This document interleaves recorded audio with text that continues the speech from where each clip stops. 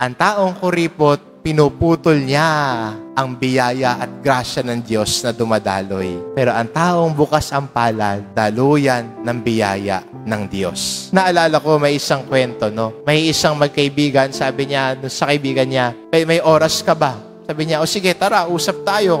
At nung pagkatapos sila mag-usap, nakinig tong isang kaibigan niya. At sabi niya, salamat, wala na ako mapaghingahang iba. Wala na ako mapagkwentohang iba. Pakiramdam ko ay hinuhusgahan na ako ng lahat. Salamat sa pag-intindi sa akin. Salamat sa pag-unawa sa akin.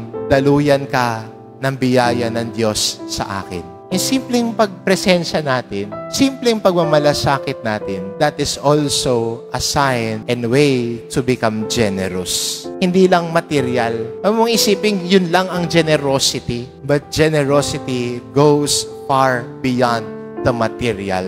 Generosity goes far beyond material possessions. Baka kailangan mo ding maging generous sa pag-affirm sa kapwa mo. Baka kailangan mo rin maging generous sa pagpapasalamat sa kapwa mo. Baka kailangan mo rin maging generous para intindihin at makilakbay sa kapwa mo. Dahil ang taong bukas palad, daluyan ng biyaya ng Diyos. At tayo ay iniimbitahan ng Diyos ngayon maging daluyan ng biyaya niya sa iba.